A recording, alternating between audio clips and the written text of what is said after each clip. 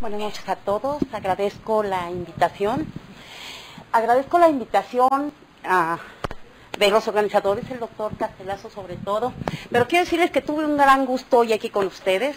Encontré a un compañero de la residencia rotatoria que no había vuelto a ver hace algunos ayeres. Lo encontré aquí hoy, el doctor McKinney. No sabía que era anestesiólogo, él tampoco sabía que hago lo que hago, pero me dio mucho gusto llegar con ustedes y también tener aparte este gusto. Cuando ahorita se acaba de dar habla muy fuerte, no necesito. Sí, está la internet, perdón. Cuando ahorita vi a la doctora Areli que vi manejo perioperatorio, dije, Dios mío, yo no soy cirujano, esto no es perioperatorio, dije, no, es integral en lo que soy yo. ¿Por qué yo, que hago radiooncología? Bueno, entre las disciplinas para tratar tumores, la que primero empezó, y por eso las vamos a poner en ese orden, que yo sigo pensando que es la más importante, es la cirugía. Después la radioterapia en los tumores cerebrales, pero en el área de la oncología los cirujanos oncólogos no operan cerebros, ellos no se meten con el sistema nervioso central, eso lo hacen los neurocirujanos. Entonces cuando fueran con nosotros a que, ¿quién la plática? Bueno, el cirujano, pues yo no opero cerebros, pues el radiooncólogo es quien tiene más experiencia en esto, entonces va Rebeca. Porque la quimioterapia apenas está teniendo un ascenso en esto, pero con muy buenos resultados. Entonces, vamos a hablar del abordaje integral del paciente neurooncológico. Si vamos en cuanto a esa epidemiología, desafortunadamente tenemos que seguir echando mano de las estadísticas de otros lados. Nosotros ya hemos empezado con muy buenos resultados con el registro histopatológico de las neoplasias, ya ha habido 2. Pero déjeme decirle que en Estados Unidos, no es un problema de salud, tampoco en México, pero si no es un problema de salud en cuanto a importancia por porcentaje de casos o por mortalidad, sí es importante de veras por la afección de la calidad de la vida con estos padecimientos. En Estados Unidos, 20,000 casos al año, pero fíjense, 13,000 muertes por año. Es una alta mortalidad. Y también mucha morbilidad, aunque con el advenimiento de todo lo que les platicó ahorita la doctora Areli, ha disminuido mucho esta mortalidad.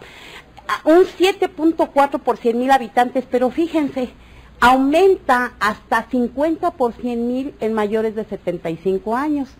Quiere decir que conforme crecemos en edad, no que nos hagamos viejos, nuestras posibilidades de tener un tumor del cerebro y de cualquier otro lado aumentan.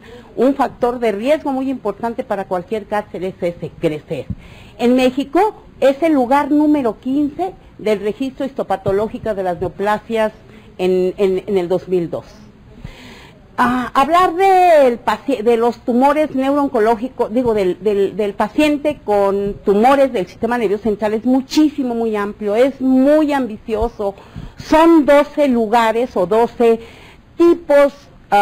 En la Organización Mundial de la Salud tiene una clasificación con 12 lugares o grandes grupos. Y estos a su vez tienen subtipos y son más de 100 tumores en diferentes localizaciones. Entonces, esto era muy amplio y yo pensé que sería mejor ver algo más general, pero sí que fuera lo más frecuente. Entonces, no vamos a hablar de tumores de la médula espinal ni de tumores metastásicos, que nos lleva a muchísimas otras cosas, sino únicamente a los tumores del encéfalo.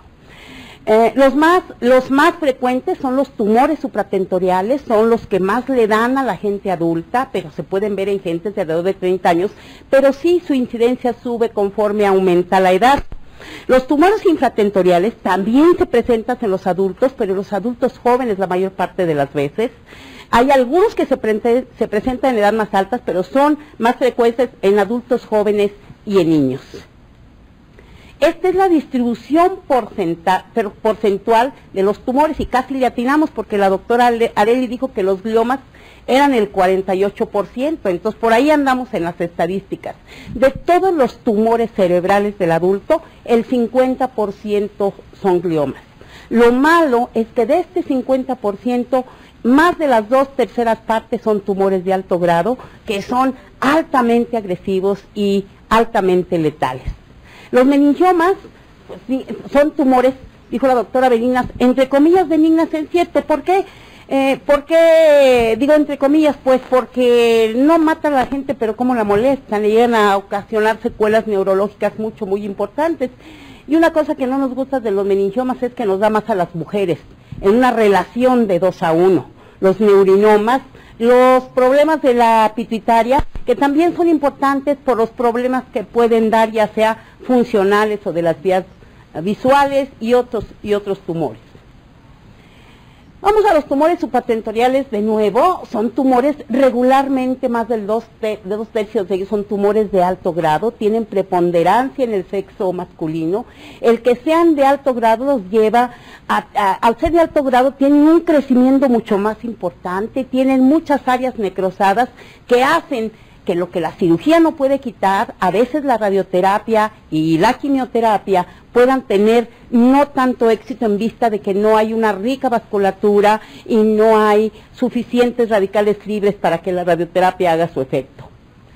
La historia natural de estos tumores está dada en gran parte por la histología.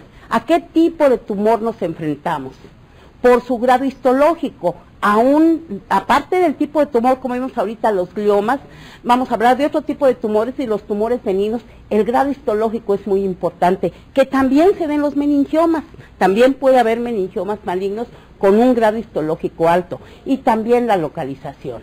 No es lo mismo un tumor del área frontal que un tumor del área temporal o un tumor de la línea media. Su sintomatología es diferente y los síntomas llevan algunas secuelas o problemas focales que van a dar al traste con la vida de las personas. Entre sus signos y síntomas los tenemos que dividir en dos: síntomas generalizados o síntomas focales. Los generalizados regularmente podemos hablar que puede ser cefalea, náusea y vómito, y esto está dado por aumento de la presión intracraneal. El aumento de la presión intracraneal puede estar dado por estos tumores que son de la línea media, que tapan la circulación del líquido cefalorraquídeo, o bien tumores muy grandes de un hemisferio cerebral, los glioblastomas multiformes, que provocan una gran cantidad de edema, que hacen que se rechace la línea media y no haya suficiente circulación también de líquido. Entonces, estos son los síntomas que darían. Hay una triada que llaman triada de Cushing para el edema cerebral, que es bradicardia, hipertensión y problemas de la respiración. Lo dicen muchos los libros, pero creo que yo he visto un caso, y yo veo mucho sistema nervioso central. Los libros dicen que se ven alrededor de un tercio de los pacientes. Convulsiones también, las convulsiones pueden ser focales o pueden ser generalizadas, y también va a depender del área que esté afectando el tumor o el edema, porque muchas veces la sintomatología no es tanto por el tumor, sino el edema tan grande que causa. Los síntomas focales pueden ser,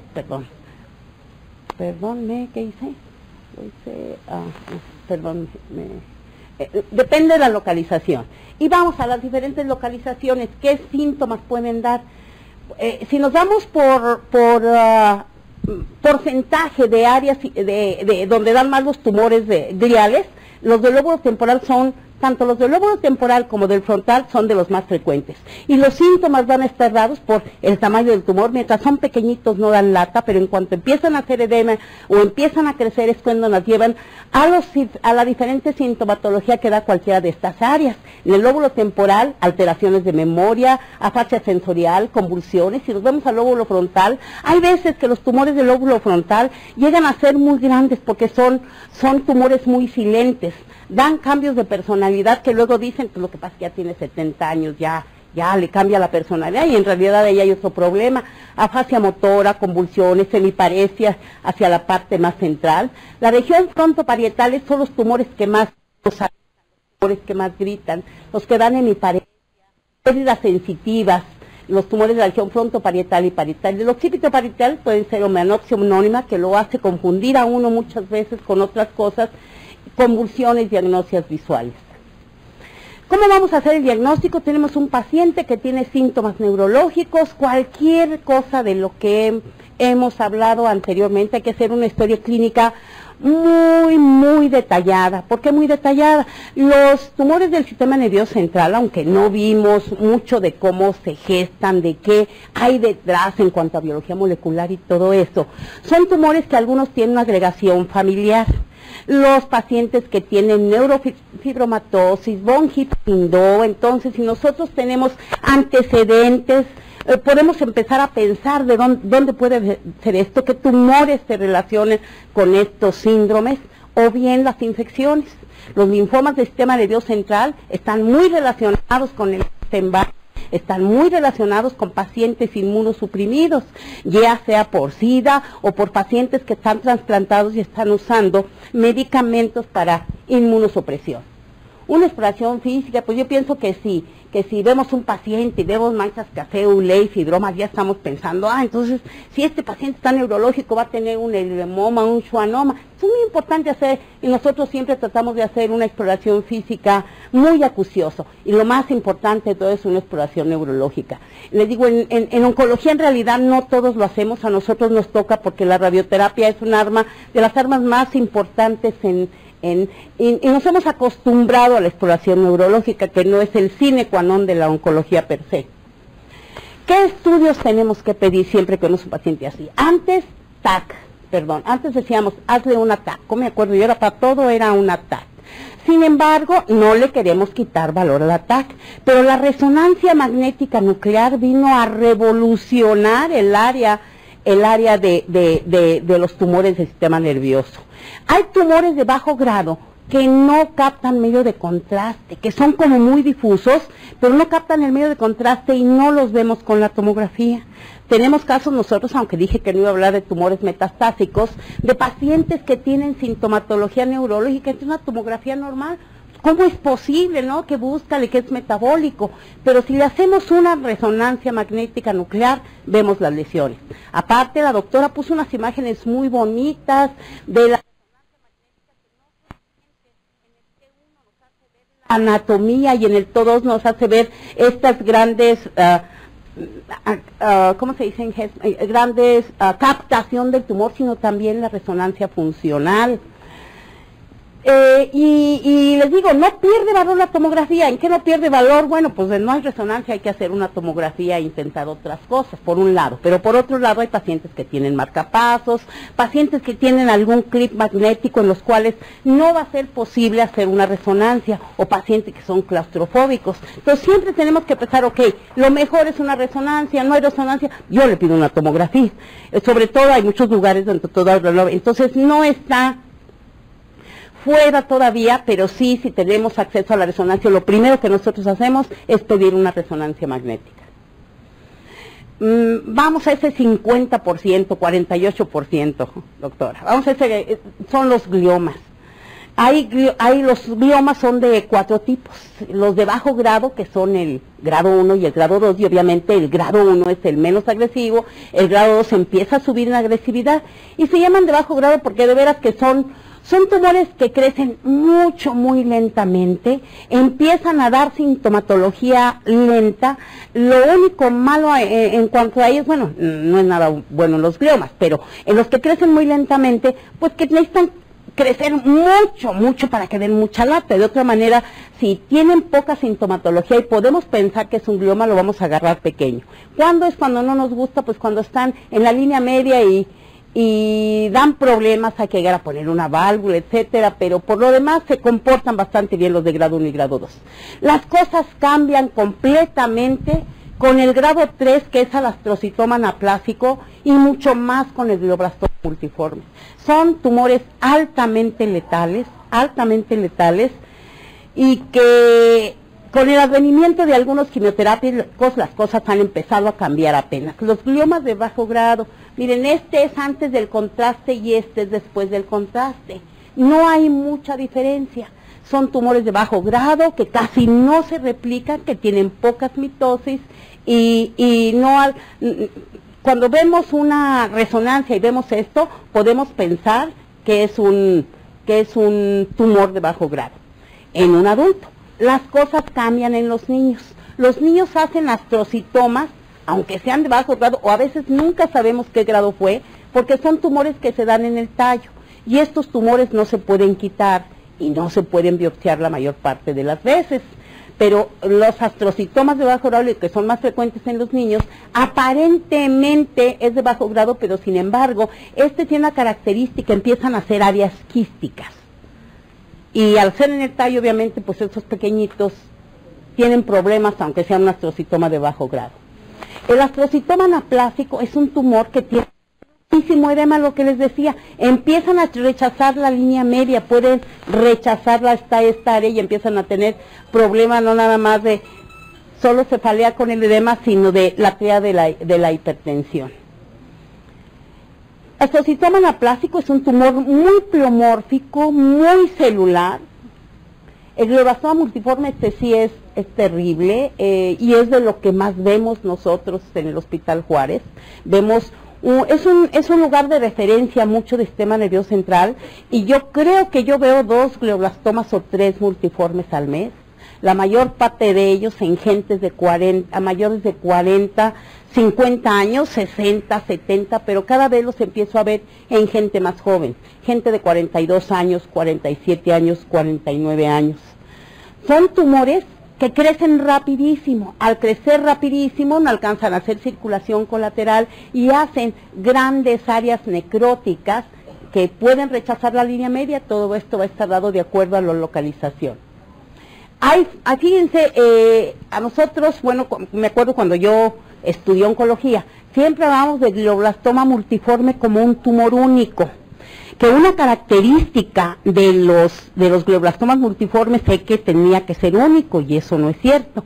Yo acabo de ver, los casos vienen en pares, 2 casos de glioblastomas multiformes, porque decían, si hay más de uno, eso es metástasis. Hay tumores que son multifocales y eso lo hace todavía ser peor. ¿Por qué? Pues porque tiene más cantidad de tumor. Yo acabo de ver 2. Entonces, sí existe el glioblastoma multiforme focal para todo lo que nos decían y todo lo que nosotros aprendimos. El glioblastoma multiforme es un tumor altamente, miren la cantidad de células monstruosas de diferentes lugares, con un gran número de mitosis, hacen, les digo, y un crecimiento tremendamente rápido. Los linfomas, ¿por qué ha cobrado importancia el linfoma primario del sistema nervioso? Antes no veíamos muchos linfomas, probablemente veríamos uno allá cada 2, 3 años. Ahora no vemos uno al mes, pero sí podemos decir que vemos 2 o 3 al año. ¿Por qué? Pues por el aumento de la inmunosupresión, ya sea por SIDA o pacientes inmunosuprimidos. Y estos tumores son tumores que tienen características, se van mucho hacia los ventrículos y al cuerpo calloso. Eso es lo que los hace ser, por la sintomatología que dan, y casi siempre vecinos a los ventrículos. Son muy celulares y tienen como unas áreas alrededor de los vasos se juntan. Son tumores que dan problema, pero que tienen razonablemente contra los gliomas de alto grado un mejor pronóstico. Nos vamos a los meduloblastoma, nos vamos a los infratentoriales. Estos tumores ven mucho más en niños, pero también los vemos en adultos antes de los 20 años, 18, 20 años, 24 años. Es raro que lo veamos después de los 30 años, son tumores cerebelosos que pueden estar en el vérmix o uno en otro cerebelo. ¿Qué es lo que hace importante al meduloblastoma? Que es altamente curable. Es muy sensible a la radioterapia, es muy sensible a la quimioterapia, entonces podemos hacer combinaciones. Y otra cosa muy importante, en cualquier tumor del sistema nervioso central, que sea de tipo glioma, o sea meningioma, o sea de los que llamamos entre comillas no malignos, ahí la ley, el estándar de oro es que lo quiten. Y si es posible quitarlo todo, el paciente le va a ir mejor. ¿Por qué en el meduloblastoma? Al ser tan radiosensible y tan quimiosensible, lo único que necesitan es una pequeña biopsia para tener diagnóstico, entonces el paciente va a ser menos agredido y tiene mucha oportunidad de curarse.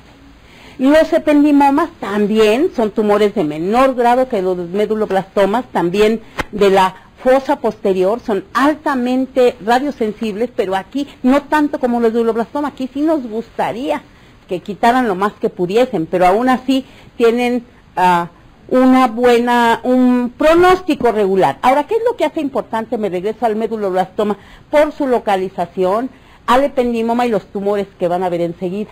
Los pinealomas o tumores germinales, los germinomas de la línea media, se dan en el área de la pineal, son tumores que dan problemas de ese lado, pueden dar hipertensión endocrina, pueden dar hipertensión endocrina y otros síntomas relacionados al área. Pero, ¿qué es lo que les quería decir que hace importantes a estos 3 tumores? Una, ya lo dije varias veces, que son altamente radiosensibles y quimio-curables, pero que tenemos que tipificarlos de manera diferente.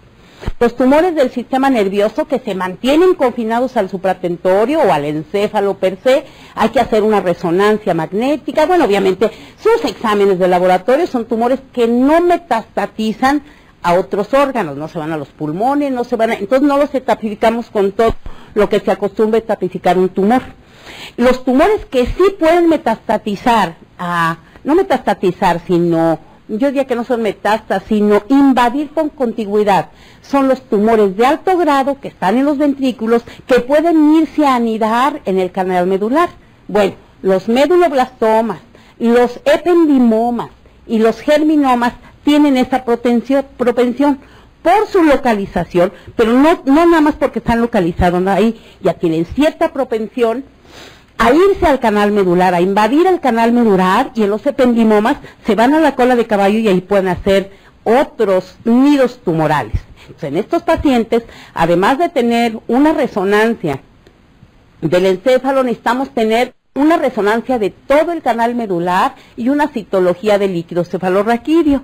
En la resonancia lo que vamos a ver es si hay un nido celular. A veces no hay nidos celulares, a veces se ve perfectamente bien la resonancia. Sin embargo, si tomamos un líquido cefalorraquídeo, hay células ya circulando que no han hecho nidos tumorales, pero esto nos obliga a tratar a estos pacientes de diferente manera. Los meningiomas son los tumores, entre comillas, malignos, son de los que se comportan mejor, porque son tumores que tienen diferentes localizaciones, pero también tienden a crecer a mucho tiempo. La regla de oro de aquí también sería que el neurocirujano quite el tumor por completo, pero por alguna razón, les digo, yo veo también muchos meningiomas, cuando veo el resultado histopatológico, no veo que vaya parte de la dura. Y estos tumores, la red de las meninges, están pegados a la dura. Entonces tienen un alto índice de recurrencia y los libres dicen que lo mejor sería que se quitaran junto con su adherencia a la dura. Entonces, como recurren mucho estos tumores después de que los quita, pues nosotros los radiamos con singular frecuencia. La distribución anatómica de las meningiomas, los más frecuentes de estos tumores están en la parte media, parasagittales y en la convexidad, y después otros que vemos muy frecuentemente son los de las alas del esfenoide, son los que más vemos, pero son tumores que si son resecados tienden a recurrir, pero a mucho tiempo. Cuando dejan residual mínimo hay que irradiarlos, sino a la segunda recurrencia, y son pacientes a los que razonablemente les va bien. Los schwannomas también son tumores benignos. Les quise, ahí pueden haber schwannomas en cualquier lado donde pueda haber un schwannoma, donde haya neurocelve, pero me llama la atención porque por alguna razón en el Hospital Juárez los vemos mucho. Los tumores del ángulo pontocerebeloso. Los tumores empiezan con problemas auditivos, o otros que van a ser este síndrome del agujero rasgado posterior, que se meten hacia la parte inferior, pero en esto sí nos gustaría que los quitaran lo más que pudieran, pero como ven esto es medio difícil quitarlo todo. Pero hay neurocirujanos que he visto tan hábiles que han dejado el área casi limpio con esta, pero casi siempre estos se tienen que irradiar porque no tienen oportunidad de dar margen y hacer una resección tan amplia como nos gustaría a todos para que el paciente no recurra y no lo radiásemos. Los adenomas hipoficiarios, pues sí es importante. ¿Por qué? Pues por las secuelas que dejan, funcionales o en las vías visuales. Tenemos que pensar en ellos cuando alguien nos llega ya con una hemianopsia temporal derecha, izquierda, a veces no les hacemos caso, decimos, no parece haber nada, pero pedimos una resonancia y ahí lo tenemos. Los muy pequeños, aquí se empieza a salir hacia el seno cavernoso.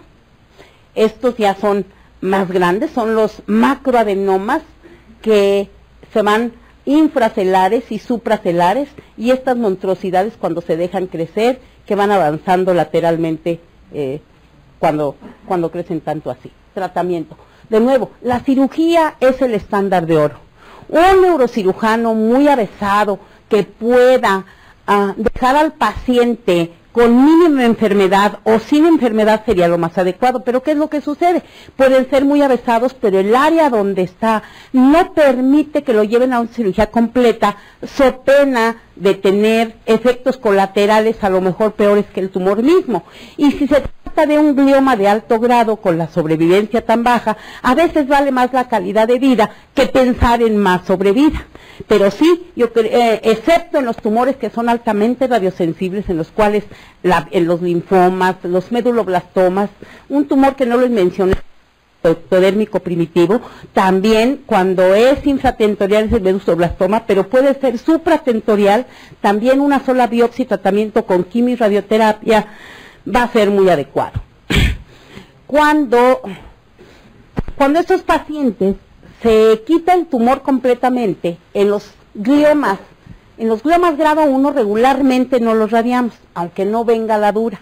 Si estos recurren, como son tumores de muy bajo grado, van a recurrir a mucho tiempo. Lo que tratamos de que no suceda es que recurran 2 o 3 veces, porque estos tumores tienden a desdiferenciarse. Yo he visto gente que ha tenido un ostracitoma grado 1, luego ha recurrido como un grado 2 y ha venido a recaer como un glioblastoma multiforme al tiempo. Y he visto lo contrario, gente que ha tenido un glioblastoma chiquito y a los 5 años hace un astrocitoma en un área vecina. Entonces, en los grado 1 tenemos que preocuparnos mucho. En los grado 2 nos empezamos a preocupar porque son tumores que recurren más rápido, tendemos a irradiarlos. Hay en la literatura mucha controversia en cuanto a radiarlos o no radiarlos grado 2. Yo estoy convencida de que se tienen que radiar porque 2 o 3 gentes que vi dejar en observación, uno en Inglaterra, era un muchacho físico muy brillante, pues recurrió 2 o 3 veces y cayó en un glioblastoma multiforme, y me han tocado 2 o 3, que yo no sé si es porque a los que les va mal son los que más uno se fija, pero entonces yo, grado 2, trato de convencerlos de que se dejen radiar. No hay ninguna duda que hay que radiar los astrocitomas anapláticos y los glioblastomas multiformes después de la resección. Hay tres cosas que hacen que a un paciente con un astrocitoma anaplásico o un glioblastoma multiforme le vaya bien. O sea, los que van a sobrevivir a más tiempo son pacientes, que les quitan todo el tumor o la mayor parte del tumor, que no quedan con secuelas neurológicas después que le quitan el tumor y que tienen un Karnofsky o nivel de actividad completo. Esa gente es la gente que ya sabemos que le va a ir bien con el tratamiento adyuvante que le demos. Se ha agregado la quimioterapia, ¿por qué? Si van a ver ahorita los resultados de solo radioterapia y cirugía, pues no son muy halagüeños. Un paciente con un glioblastoma multiforme no tratado puede estar muerto en 14 semanas. Si le agregan radioterapia en la vida media, no voy a hablar de vida media, sobre vida media, el paciente pueden ser 36 semanas. Y hay quien dice año y medio. Entonces, obviamente, cuando tenemos unas sobrevidas tan bajas en estos pacientes de tumores tan agresivos, conste que no hablo de meduloblastomas ni de otros, estoy hablando de los gliomas de alto grado. Entonces, obviamente, como seres humanos queremos mejorar y la gente le empieza a buscar y empiezan a agregar quimioterapia. ¿Por qué no ha sido útil la quimioterapia tanto aquí como en otros tumores? Pues porque el encéfalo es un santuario para muchas cosas, entre ellas la quimioterapia. Entonces tenemos que buscar drogas como las nitrosúreas que pasan la barrera hematoencefálica y eso nos ha ayudado a alargar un poco la sobrevida de estos pacientes con buena calidad de vida, si es que esos pacientes desde un principio no tienen secuelas muy importantes. Y con el advenimiento de la temozolamida, que es el famoso Temoral, la sobrevida se ha doblado en los pacientes de los astrocitomas de alto grado. Vean lo que es la variable pronóstica. Estos son pacientes que les pudieron quitar casi todo el tumor. Estos son pacientes que le hicieron una resección subtotal y estos son pacientes que nada más se tomó la biopsia. Este es el tiempo en meses y este es el porcentaje de sobrevida. Esto es muy ilustrativo, está en todos lados y lo hemos vivido. Importante, el subtipo histológico, estos son tumores de la vaina nerviosa, meningiomas, fíjense, estos son tumores de la vaina, miren la sobrevida, los meningiomas, los ependimomas, los oligodendrobiomas, los meduloblastomas ya empieza a bajar, otros y los gliomas, empiecen a ver, y miren el glioblastoma multiforme, ¿dónde andamos? Este es el coco de todos nosotros y obviamente de cualquier paciente. Este es la gradificación de los gliomas. Los pacientes con...